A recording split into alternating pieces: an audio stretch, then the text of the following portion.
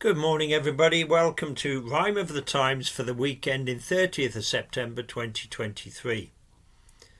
Armed police feel unease, but for now are appeased. Tories are displeased while opponents seize on what Suella sees as crises with refugees. Wootton and Fox give apologies but won't be seen on our TVs for a while at least. Lib-Dem devotees feel rather pleased as they gather by the sea and target the Tories.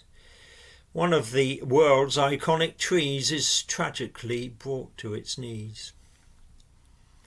The death last year of Chris Cabba incurred a charge against a police officer for murder. The 24-year-old was shot dead while in his car. It's taken a year for the case to reach this far. But on the 20th of September, an officer was charged for his gun being unlawfully discharged. So at the weekend, colleagues elected to lay down their arms because they didn't feel protected. A copper-bottomed assurance was what they required for their arse to be covered when their firearm was fired. So the army was told to be ready to step in for officers who'd chosen to put down their weapons. Then on Monday, on the Met social media feed, came the news, quite unexpected indeed, that enough of the officers had now agreed to take back their arms to meet the Met's needs. One reason for the armed police's rapid U-turn was a pledge from the top to address their concerns. The temporary crisis had at least got everyone to discuss the issue of police armed with guns. In the heat of the moment, in a split second, life and death calculations have to be reckoned. Tough calls to be made while adrenaline gushes, calm choices to be made while blood pressure rushes. Armed officers must be held to account, of course. That's the view of everyone, including the force. But to do their job well with a fearless attitude, they also should be given a little latitude. Meanwhile, the head of the UK police force, the Home Secretary, was giving a wider discourse. She told a US think tank just what she thought about world migration and the problems it brought. Suella spoke in Washington, D.C., saying multiculturalism was a fallacy. And the Refugee Convention of 1951 might have been good then, but its race was now run. Initially it was meant for those fleeing persecution, but now it's being used as a catch-all solution for those with the will and the wherewithal to dare to take the plunge to seek greener pastures elsewhere. The backlash to her speech was instant and widespread. From Elton John to Justin Welby, they didn't like what she said. Even her own Conservatives weren't best pleased with her adding to their pre-election polling unease. Presenters like Dan Wootton take some stick from the politically correct who dislike his shtick, which is basically to poke the woke with a long stick, using words and actions not correctly politic. But on Tuesday it was Wootton's guest, Lawrence Fox, who was to give GB News viewers some unexpected shocks. The unfiltered misogyny he chose to speak lit up chat shows and phone-ins for much of the week.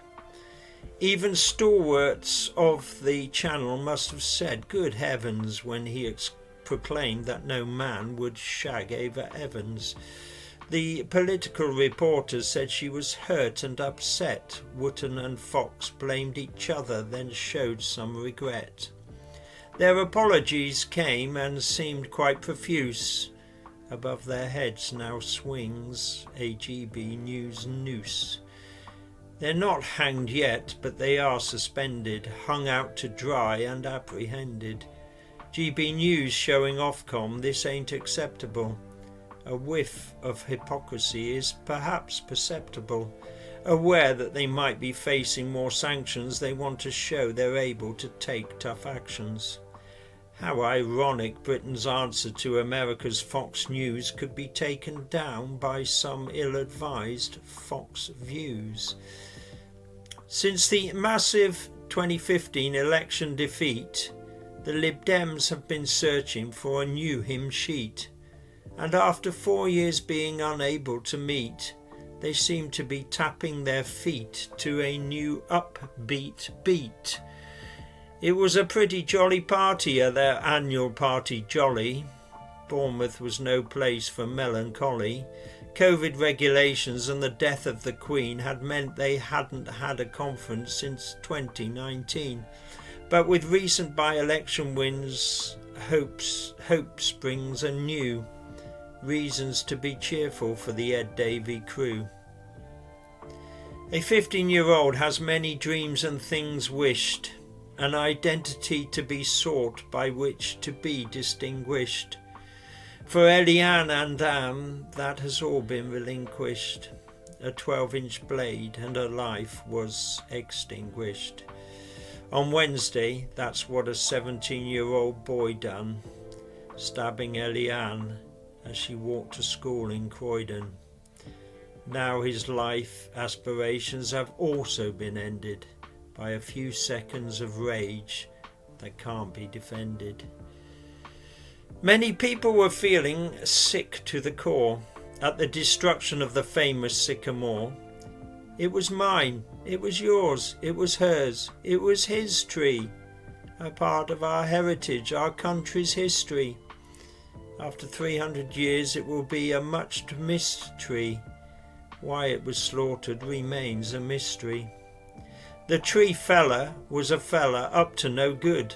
Whatever the reasons, they will not be understood. If it could be resurrected, surely we would. By Hadrian's wall serenely it had stood, immortalised by the film of Robin Hood, a world-renowned landmark now reduced to firewood.